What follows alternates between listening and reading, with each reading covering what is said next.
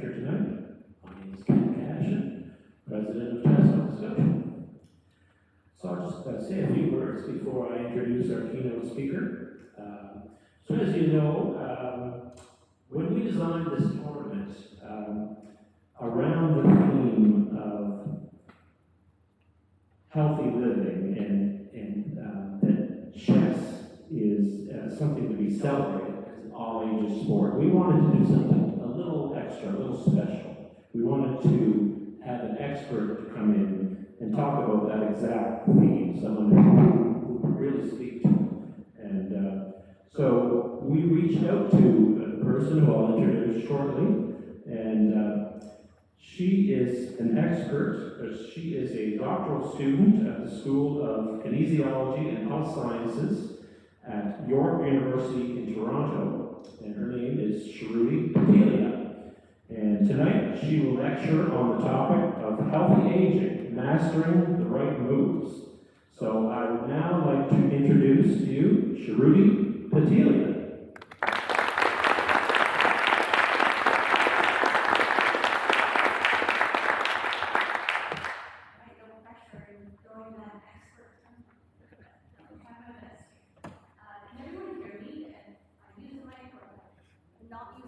Use the mic. Use the mic. Alright. Hi. So, as mentioned, my name is Shruti, and today I want to talk about, in addition to all the health benefits of active aging. We don't hear it. A little bit more. Alright. So, in addition to all the health benefits of an active lifestyle, I also wanted to talk about how you can improve your performance in chess. And I'm sure that's probably what you're most interested in. So how do you improve your performance in chess? And that'll be the fun stuff that I talk about. So stick around till the end, okay? Before I get into all that, I wanted to tell you a little bit about my journey. So I was always interested in physical activity and sport throughout my life, and because of that, I pursued the Kinesiology and Health Science program at York University. And at the same time, I began volunteering at the Trauma Rehabilitation Center, or Trauma Rehab Center. And during that time, I started to realize that we focus a lot more on treating illnesses and chronic diseases rather than focusing on how we can prevent them. So that really shifted my interest into really understanding how can we prevent a lot of the things that we're facing during old age. So because of that interest, I finished my master's at kinesiology as well, and then started my doctorate, and it's been 10 long years now, and counting. So I guess I'm one of those people who just isn't getting the hint to leave. Alright, so I'm sure all of you, if you're not aware, the proportion of older adults is rapidly increasing, right? So what I mean by this is that age groups 55 to 65, so this area here, that proportion is rapidly increasing. So although it looks like a cupcake, it doesn't really have those delicious outcomes similar to a cupcake, but that's what we're seeing right now in terms of our age demographics. In fact, 1 in 5 persons, so 22%, is between 55 to 64 years old. And then in 2016, so the census report found that older adults, so in this case 65 and above, began to outnumber individuals who are aged 50 years old. So you can see, I'm just going to point up to the lines here. So you can see older adults increasing, and then younger adults decreasing. So you can see this gap is expected to rise and expected to continuously widen. And some of the reasons why the shift has occurred is because, well, our life expectancy has increased. We're living longer now because of our advances in medicine. And then at the same time, our fertility rate has gone down. So people are having less children, and they're delaying having children as well. So that increases this gap. We are taking a number of measures to decrease this gap. One thing is immigration, so immigrating younger individuals to decrease this gap.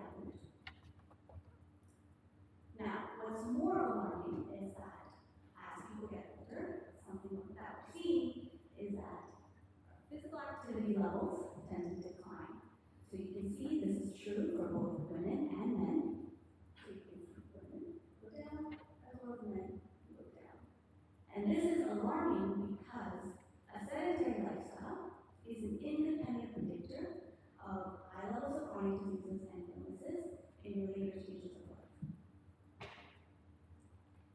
And these health concerns, so we can see that over 1/3 of older adults have reported 2 or more chronic diseases, and this is within Canada.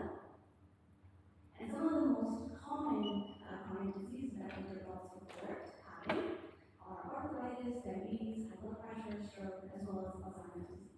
So here what's happening is, yes, we're living longer, but then we're living longer with these diseases.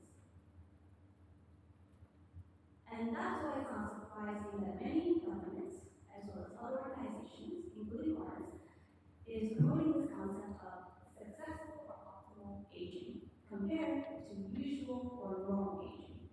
So successful aging is when older adults are reporting lower levels of disease and disability. This could be your chronic diseases.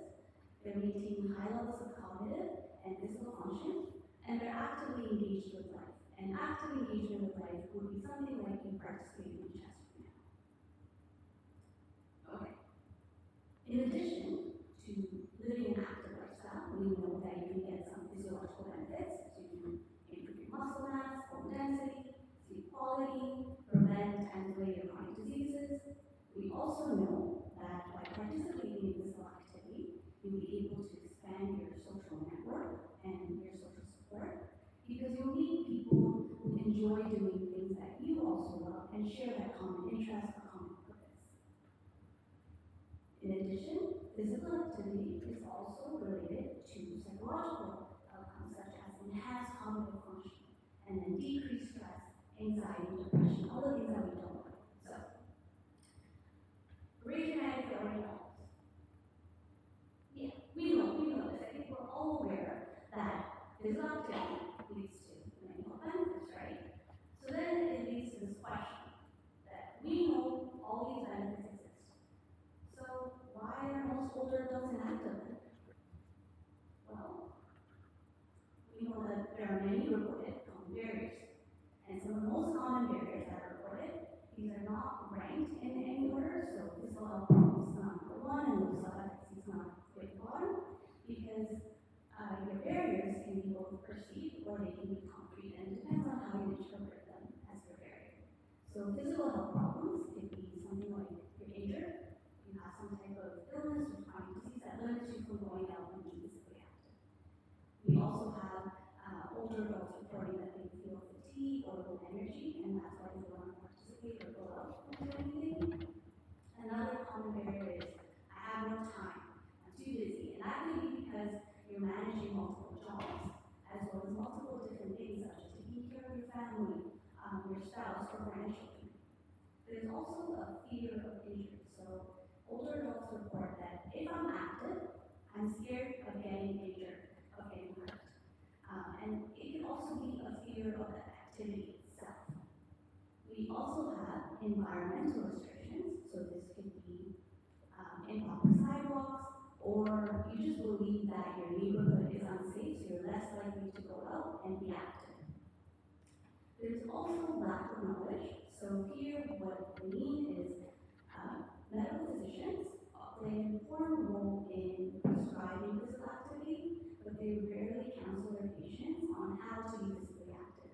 So if you are an individual who wants to be physically active, you may not know how you can be physically active, especially if you have those chronic diseases and you need an exercise plan that's catered specifically for you. And then we also have low self-efficacy. And self-efficacy is your belief in your ability to complete a task successfully. So if you believe that you have low self-efficacy, you're less likely to go out and be active. Okay. Now, besides all these barriers, there's one more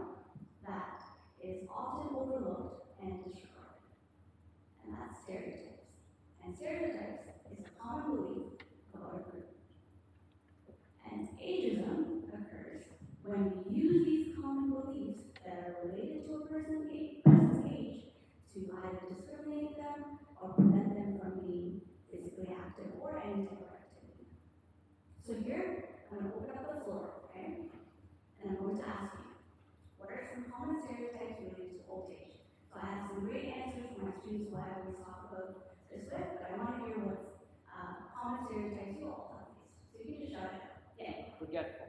Forgetful. Old people are forgetful. They can't remember anything. What else? What do we have? Slow. Slow. They're slow. Yeah. What else? Get off my lawn!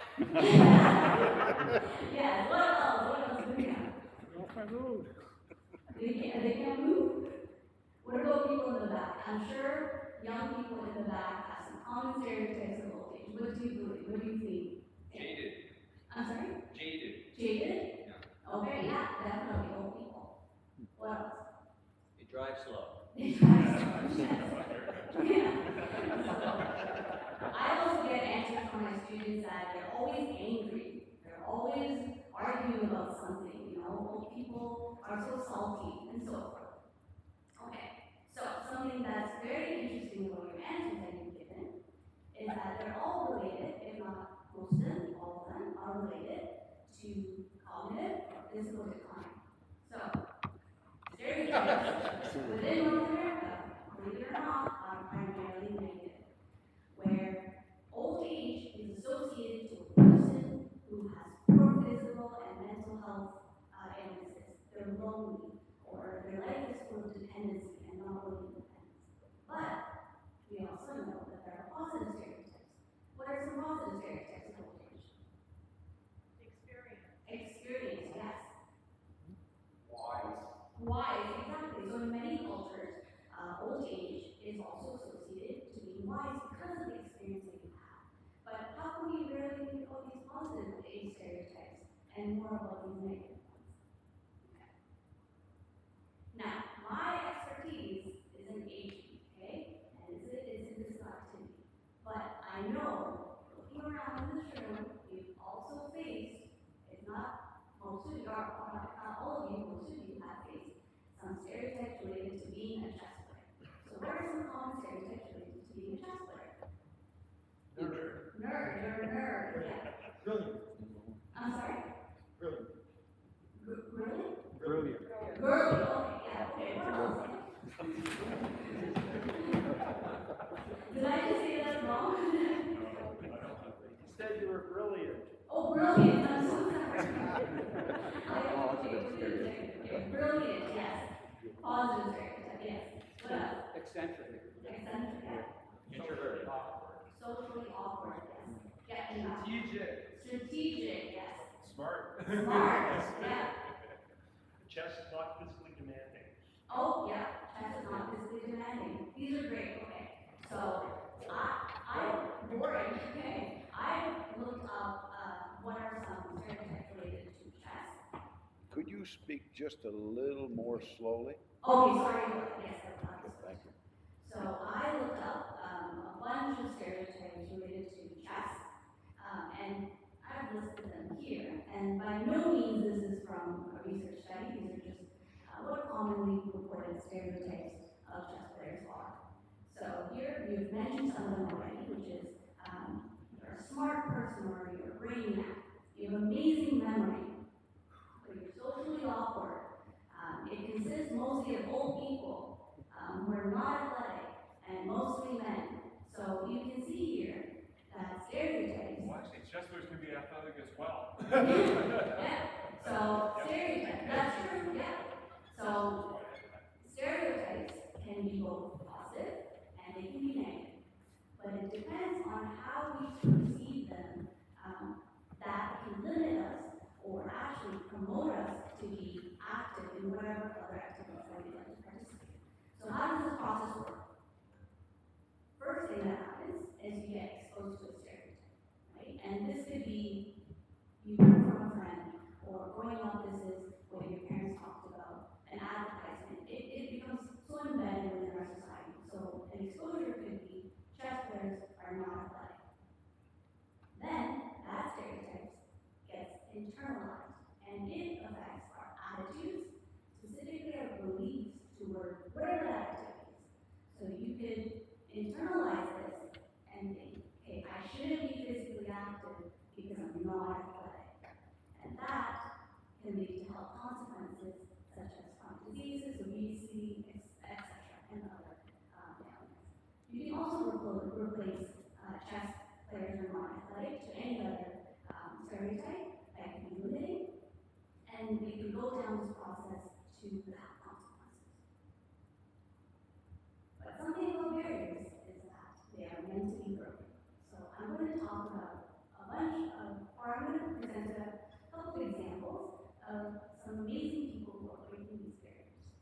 And what's really interesting is that majority of people in this room, so baby boomers, are not only breaking these stereotypes, breaking these barriers to show us what active aging could look like, not only within your health, but also in your performance.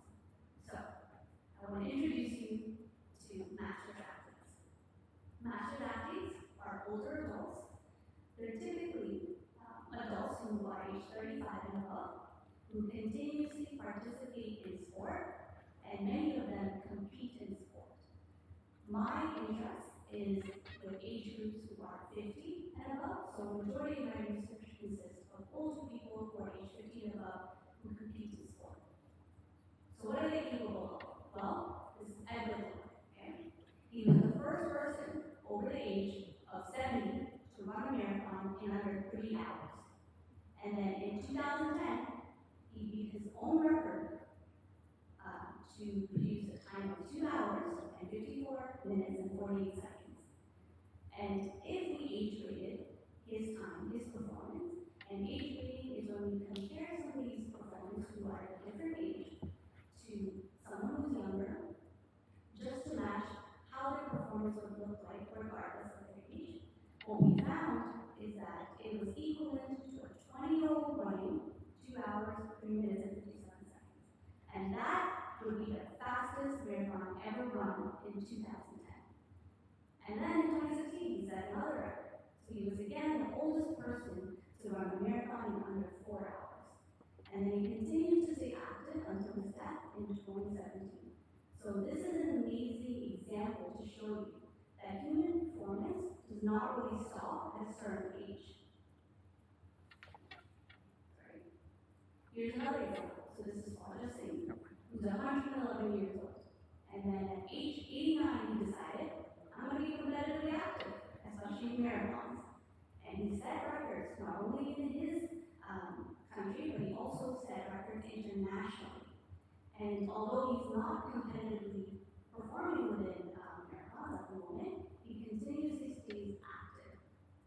And then as I look around this room, we know that even chess has many individuals who are setting these records and changing how we perceive age and how we perceive performance during old age.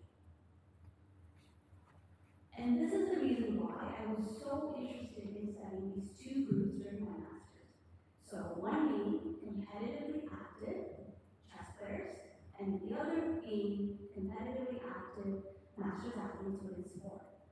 And the reason I was really interested in these two groups is because generally, when we think about cognitive engagement, we always think, okay, cognitive activity will lead to improved cognitive benefits or mental health benefits, but we rarely think about how they can also improve other things.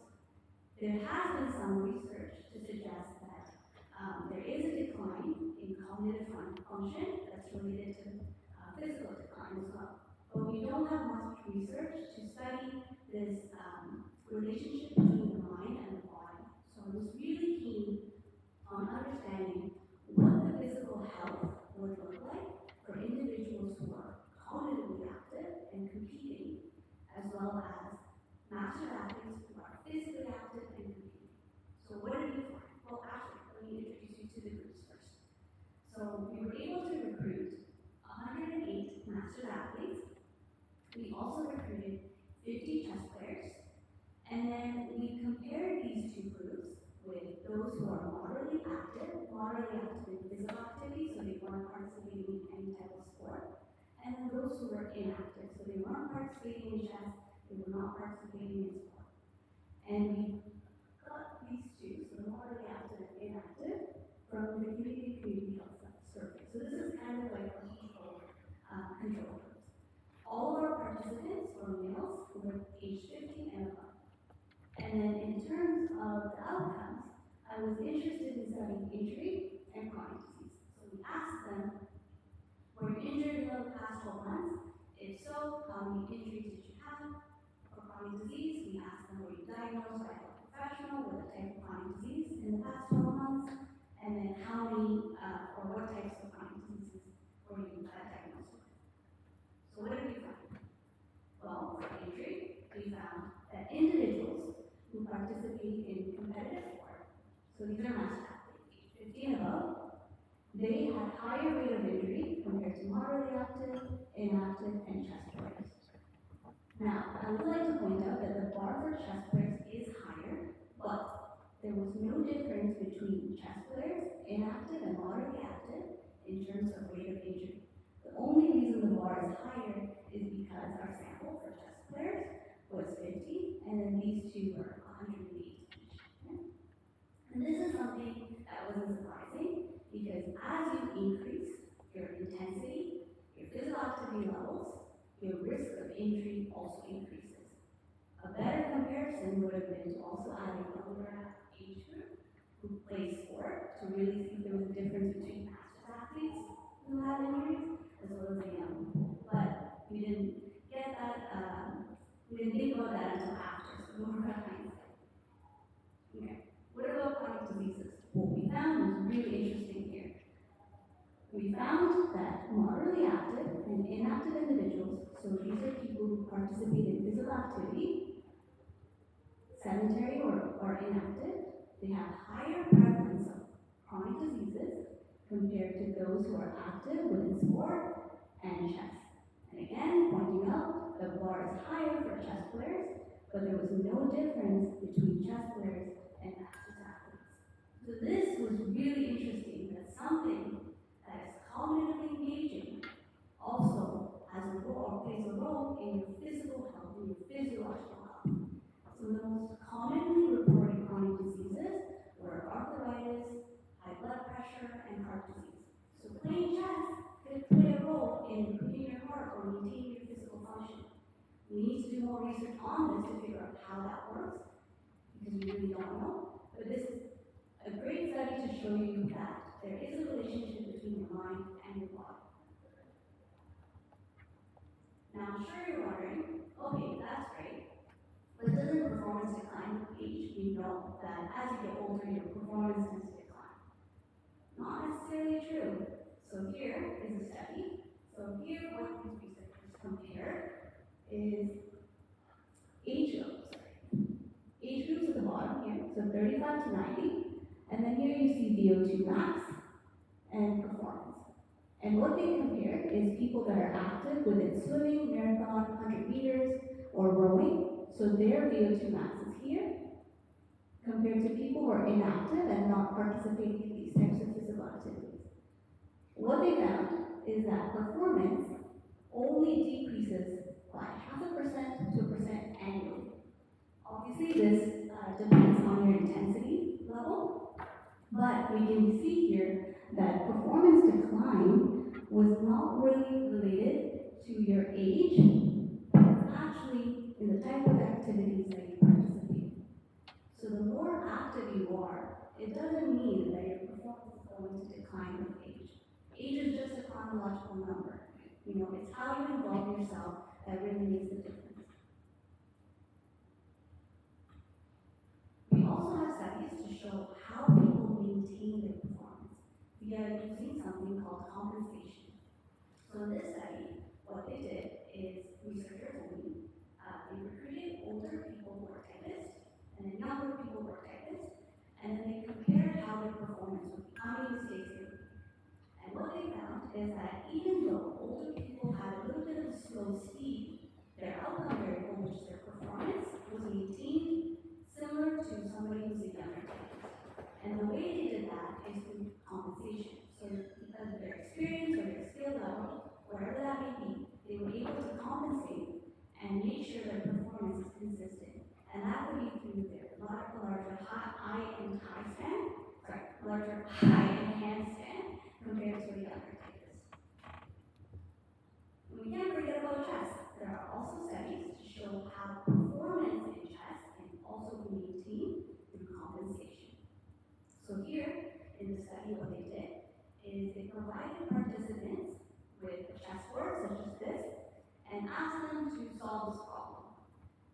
And at the same time, they ask them, okay, can you think out loud of the moves that you would come up with, and then your final move that you would produce your best one. And what they found is that older chess players, take less time to produce an equally good move compared to a younger chess player. So their search is less expensive, meaning they weren't taking, they took a longer time, but they still produced a great move similar to a younger chess player. And this could be because they are chunking information at a better skill level compared to younger people, and that could be again because of their experience as well as other qualities, but more research needs to be done on this to understand why this is happening during old age. What's also important to note is that peak performance, compared to what we believed before or previously, it actually occurs a lot later than we thought. So mean age for a world correspondence champion is 46 compared to world chess champion, which is 36. So you can still perform at an amazing level and become a competitively active chess player, even well into old ages. And it's not really, again, your age that limits you, it's all these other things, such as these stereotypes that prevent us from continuing participation, preventing us from believing that we can actually perform at a certain level. So high levels or high skill levels can still be maintained well into advanced age.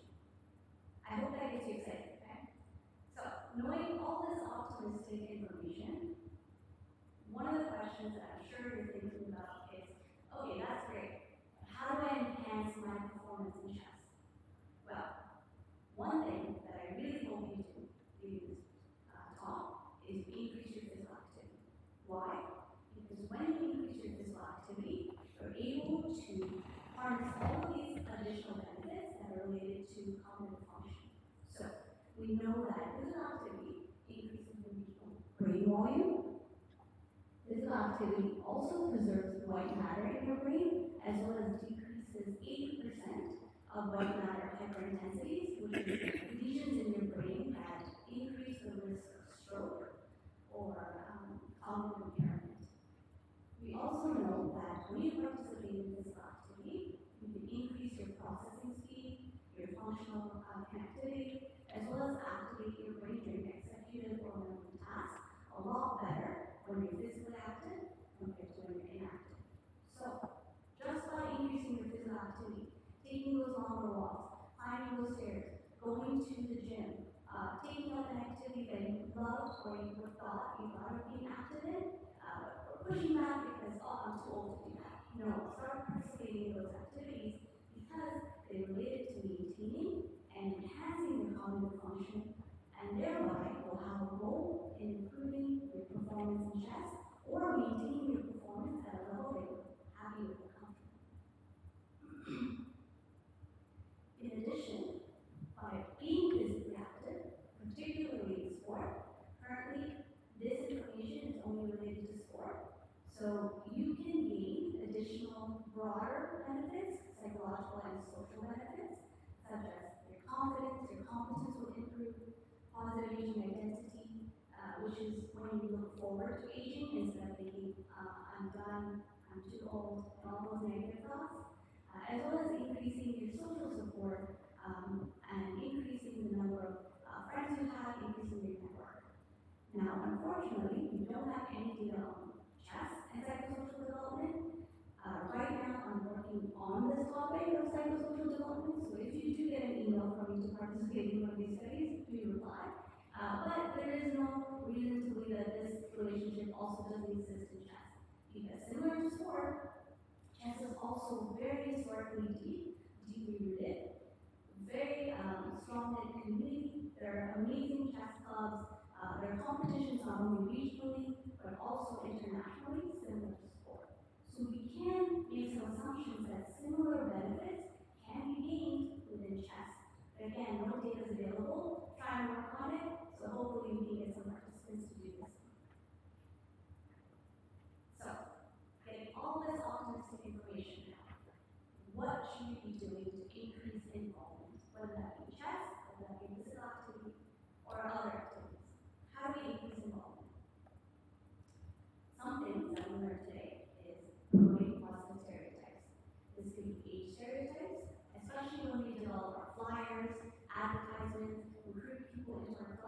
we need to make sure that they are not ageist stereotypes, but age-positive stereotypes that actually involve more people within the club or activity that you're trying to promote. We also want to make sure that there's more research on older adults because it is an incredible opportunity to really learn how can we thrive during old age.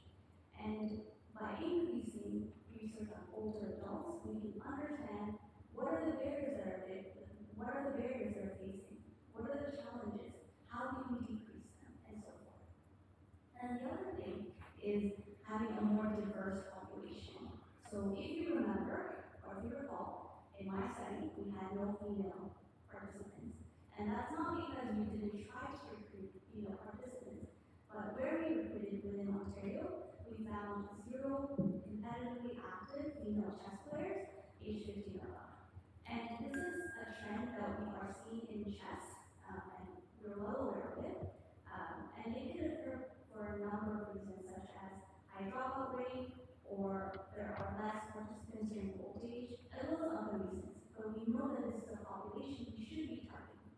So these stereotypes also expand to gender stereotypes, making sure that we're promoting positive stereotypes that get more people, specifically more females, also involved in chess. And the last thing I want to talk about is why it's important. Specifically for me, well, I'm not like Keanu Reeves. I'm going to get old one day, and I want to make sure that I create a society where old age is looked at something that's positive. Because I want to continue doing what I love. And I want to make sure that we study this population to really understand how we can thrive during old age. So this demographic situation that we're facing, where there are many older adults and less younger people, should not be looked at as something negative. It's actually something that's positive. It's an opportunity to really understand how we can age well and master our life within aging. And with that, I would like to thank